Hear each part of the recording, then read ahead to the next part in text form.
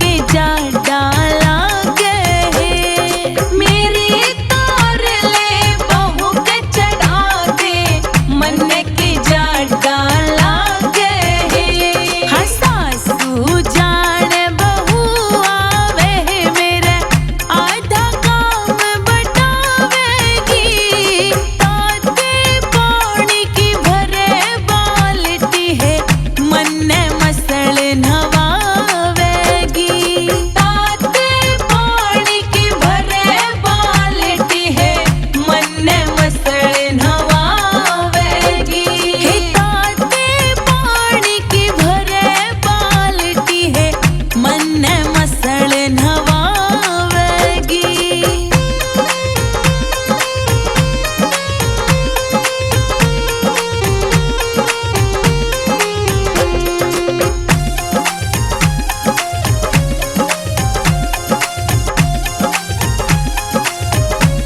हाँ बड़ा बेटा न्यू बोला रे भाई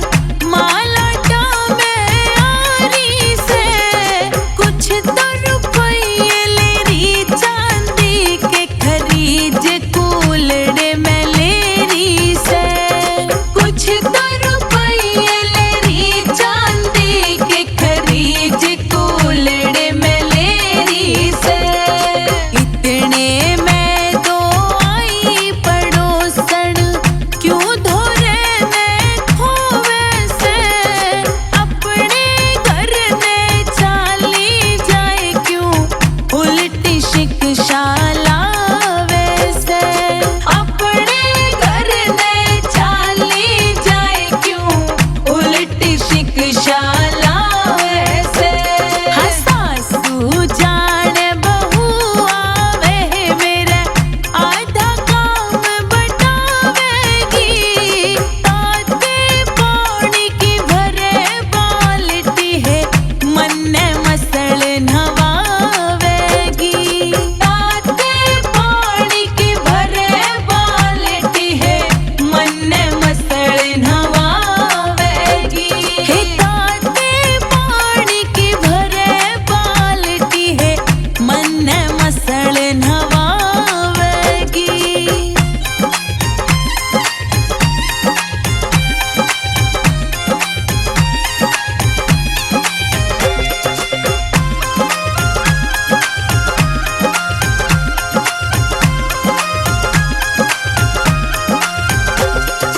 दोनों बेटे ब्याह लूंगी मैं गंगा जी सा नहा लूंगी भीतर इनका बाहर मेरा ढंग ते टुकड़ा खा लूंगी भीतर इनका बाहर मेरा ढंग ते टुकड़ा खा लूंगी दोनों बेटे न्यारे होगे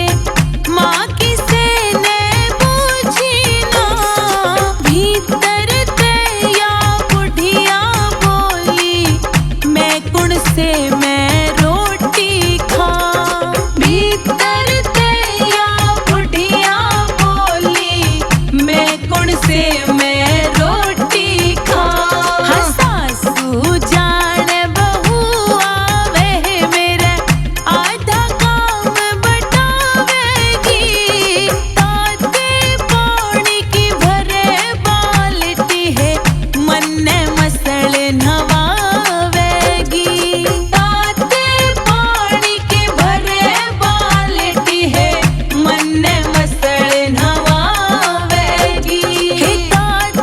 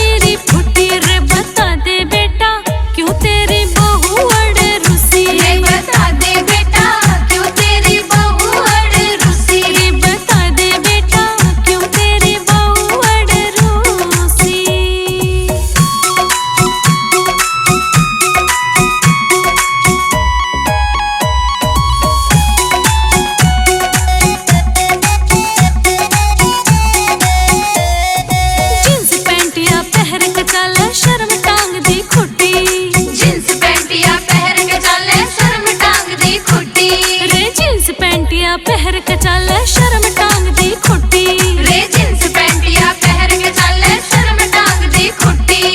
घूंघट करके चले बोले किस्मत मेरी फुटी, रे बता दे बेटा क्यों तेरी बहू अड़े रूसी, रे बता दे बेटा क्यों तेरी बहू अड़े रूसी, रे बता दे बेटा क्यों तेरी बहू अड़े रूसी।